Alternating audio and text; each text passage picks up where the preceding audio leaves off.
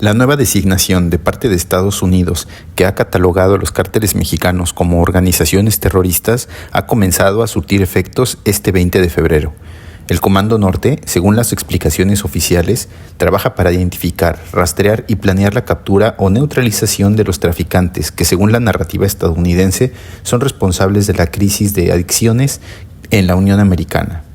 Si bien en Estados Unidos existe cero políticas de prevención contra el abuso de sustancias y tampoco hemos visto acciones significativas contra el lavado de dinero en el sistema financiero norteamericano, en este video analizaremos 4 escenarios hipotéticos de acción militar de parte de las Fuerzas Armadas estadounidenses en territorio mexicano.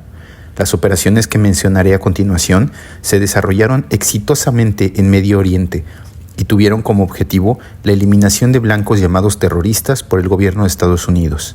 Antes de comenzar, quiero hacerte la aclaración que el presente video no pretende promover ninguna ideología y solo tiene fines informativos. 1. Acción militar directa. En las operaciones militares especiales que ha desarrollado Estados Unidos contra objetivos prioritarios, podemos mencionar algunos en los que los grupos de Black Ops u operaciones clandestinas han operado en países que se enteraron de dichas acciones solo después que éstas fueran realizadas. Podemos mencionar el ejemplo de la neutralización de Osama Bin Laden, cuando fue abatido en Pakistán.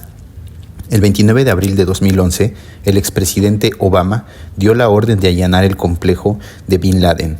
Así comenzaba la ejecución de la Operación Jerónimo, que puso fin a 10 años de búsqueda del hombre más solicitado por las autoridades estadounidenses, quien huyó en 2001 de las grutas de Tora Bora, en el este de Afganistán, cuando las fuerzas especiales estadounidenses le pisaban los talones. Los Navy SEALs habían preparado todo hasta el más mínimo detalle en la operación, que debía desarrollarse sin conocimiento de las autoridades de Pakistán, y adentrarse en Abbottabad, una ciudad de vacaciones de pakistaníes adinerados, en donde también había instalaciones militares de gran importancia y hogar de la mayor academia castrense del país. Habían vigilado con drones y satélites la fortificación de la mansión de Bin Laden, que compartía con su esposa y sus hijos. Habían construido un modelo a escala real y habían ensayado una y otra vez cada uno de los movimientos para capturar al líder terrorista. Sin embargo, no habían tenido en cuenta que los cambios de temperatura en un espacio cerrado aumentaban las posibilidades de perder el control en el aterrizaje, como ocurrió con una de las aeronaves, que tuvo que ser destruida con explosivos para evitar el robo de esa tecnología, ya que esa operación se utilizó una nueva variante de helicóptero capaz de disminuir la firma de radar y de efectuar un vuelo más sigiloso. No obstante, la operación continuó sin heridos y a los 9 minutos, uno de los miembros de los Navy SEALs localizaba a Bin Laden en el tercer piso del edificio y lo neutralizaba de un certero disparo de fusil. Así lo explicó la Agencia Central de Inteligencia, la CIA, en una narración en vivo de los eventos de aquella noche del 2 de mayo en Pakistán. El minuto a minuto de la CIA señala que a los 40 minutos los efectivos de las fuerzas especiales de los SEALs abandonaban la guarida de Bin Laden con su cuerpo y numerosa documentación que incluía computadoras y registros contables, terminando así con la existencia de quien fuese el enemigo público número 1 de Estados Unidos. Cabe mencionar que en dicha operación Estados Unidos no ofreció ni disculpas ni explicaciones a las autoridades pakistaníes. La única prueba que quedó detrás de dicha operación fue un helicóptero o restos de un helicóptero abandonado que tuvo fallas al aterrizar durante dicha operación. Número 2. Bombardeos. Eran las 3:45 de la madrugada del 8 de junio en Washington cuando el primer ministro iraquí hizo el anuncio en conferencia de prensa en Bagdad, provocando un estallido de aplausos de muchos de los presentes. Y es que al-Zarqawi era el hombre más buscado en Irak por ser el presunto autor intelectual de numerosos atentados de terror que le costaron la vida a miles de civiles inocentes. Se presume que al-Zarqawi era también responsable de las descabezadas de decenas de rehenes occidentales. Estados Unidos había ofrecido una recompensa de $25 millones por la cabeza del líder extremista.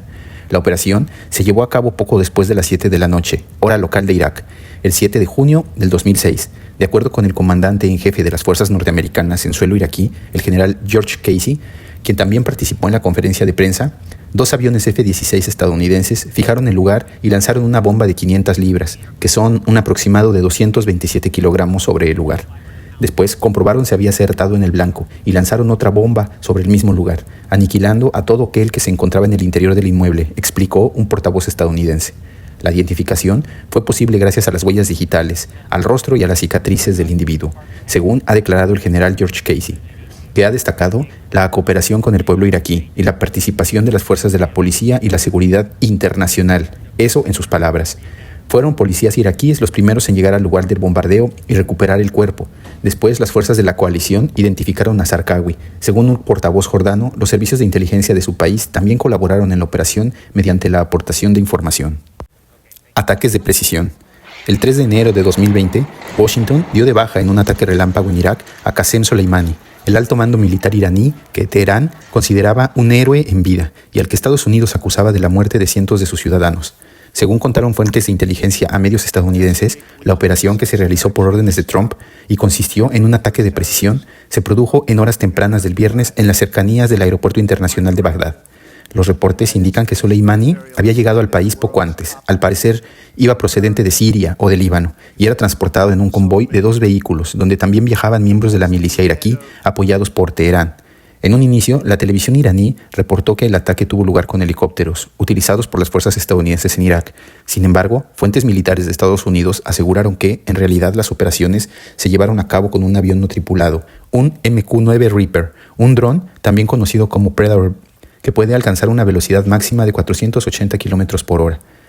Cabe mencionar que el general iraní pudo ser identificado por los servicios de inteligencia debido no solo al seguimiento satelital que le era efectuado, sino que también personal de su escolta fue sobornado para delatar su posición y así poder ser fijado por el dron americano cuando éste destruyó el convoy en las calles de Bagdad.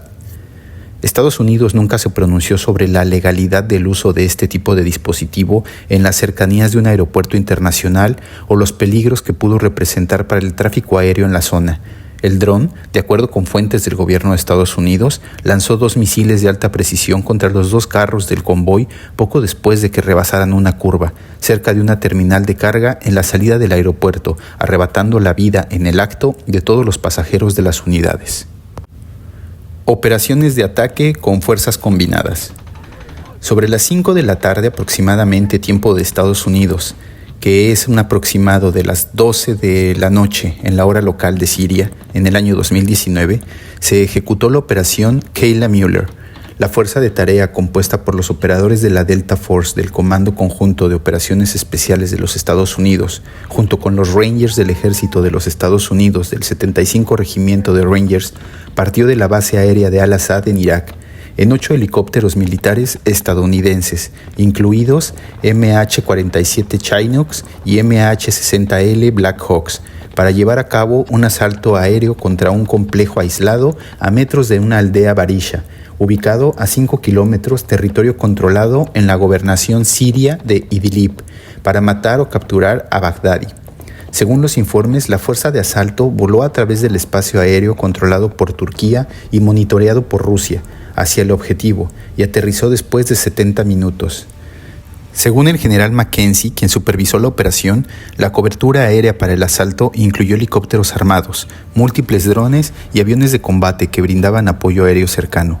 Cuando la fuerza de asalto transportada por helicópteros se acercó al complejo de Baghdadi, los helicópteros habrían sido atacados a tiros desde 2 lugares de grupos de militantes no pertenecientes al Estado Islámico que estaban fuera del edificio objetivo, pero en la zona de operaciones. Según Mackenzie, fueron neutralizados con 2 ataques aéreos desde helicópteros de apoyo.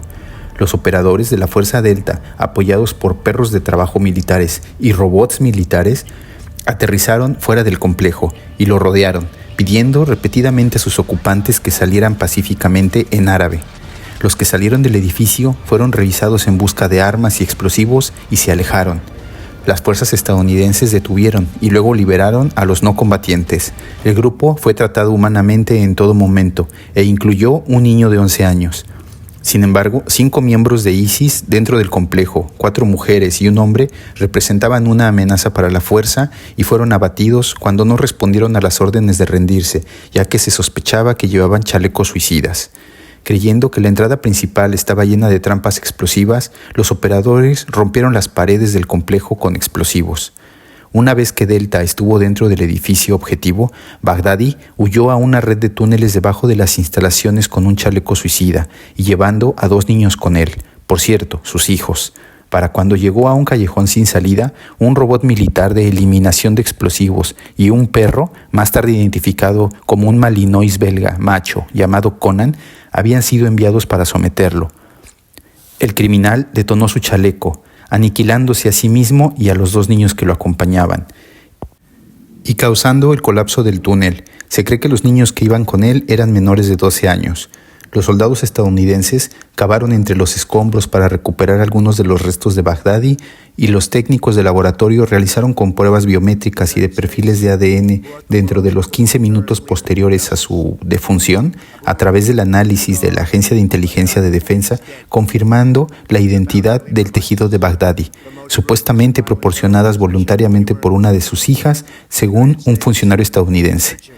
2 hombres adultos cautivos y una cantidad sustancial de documentos y artículos electrónicos fueron incautados del complejo durante la redada, que según funcionarios estadounidenses eran un objetivo principal para que pudieran comprender la estructura de liderazgo actual del grupo de terror. Los artículos incluían 5 o 6 teléfonos celulares, de 2 a 4 computadoras portátiles y algunas unidades flash USB. Justo antes de las 3 de la mañana, hora siria, helicópteros estadounidenses partieron del área hacia Irak y el complejo fue destruido por ataques aéreos de aviones F-15 y aviones no tripulados MQ-9 Reaper, según los informes, para evitar que el sitio se convirtiera en alguna especie de santuario para los simpatizantes del terrorista. Según el presidente del Estado Mayor Conjunto, Mark Milley, una amplia variedad de municiones, incluidos los misiles de crucero AGM-158 JASM, las bombas guiadas de precisión no especificadas y los misiles guiados AGM-114 Hellfire fueron responsables de desaparecer el complejo de Baghdadi. Mackenzie, quien calificó la operación de exquisitamente planeada y ejecutada, declaró que las fuerzas especiales que participaron en la operación tenían su base en Siria y que solo el personal estadounidense estuvo involucrado en la redada en el complejo en sí. Toda la operación duró aproximadamente 2 horas. Trump señaló que fuerzas especiales estadounidenses ejecutaron una osada incursión nocturna y completaron su misión con gran estilo, diciendo en estas palabras: «Anoche, Estados Unidos llevó al terrorista número 1 del mundo a la justicia», dijo el mandatario en el discurso televisado por todo Estados Unidos. Indicó que el líder extremista murió cuando quedó atrapado en un túnel sin salida, gimiendo y llorando y gritando todo el tiempo mientras era perseguido por perros de las fuerzas estadounidenses. Según Trump, el cuerpo quedó mutilado tras la explosión, pero pruebas de ADN realizadas posteriormente confirmaron su identidad. Trump dijo: «Anoche fue una gran noche para los Estados Unidos y para el mundo. Un criminal brutal, uno que causó tanto dolor y muerte, fue violentamente eliminado», dijo el mandatario de Estados Unidos en un discurso televisado. «Nunca más volverá a dañar otro hombre, mujer o niño inocente. Murió como un perro, murió como un cobarde. El mundo es ahora un lugar mucho más seguro». El líder del grupo yihadista Estado Islámico, Abu Bakr al-Baghdadi, se había refugiado en un túnel cavado para su protección con 3 de sus hijos. Desencadenó su chaqueta de explosivos, eliminándose a sí mismo y a los 3 niños, dijo Trump. Además, la operación militar causó la defunción de una gran cantidad de sus combatientes y partidarios. Ningún personal estadounidense perdió la vida en la operación, mientras que un gran número de combatientes y compañeros de quien fuera apodado el Fantasma fueron neutralizados junto a él, finalizó el mandatario. Si bien la presente lista aborda posibles escenarios, tenemos que dejar en claro que Estados Unidos no cambió la denominación de estos grupos como un simple capricho. La narrativa ha cambiado para poder ejercer mayor presión contra el gobierno mexicano y en su momento poder justificar acciones unilaterales por parte de Estados Unidos en territorio mexicano. Por lo pronto, la misión ha terminado. Si tú tienes en mente alguna otra operación de este tipo que pudiera aplicarse en territorio mexicano, déjanoslo saber en la sección de comentarios, ya que estaré muy atento a leer tus sugerencias. Nos vemos la próxima, pero antes de emprender la retirada, no olvides dejar tu like y suscríbete para que este tipo de contenido pueda seguir llegando a ti. Como siempre, agradezco el favor de tu atención. Mantenga la posición. Cambio y fuera. Para el sur.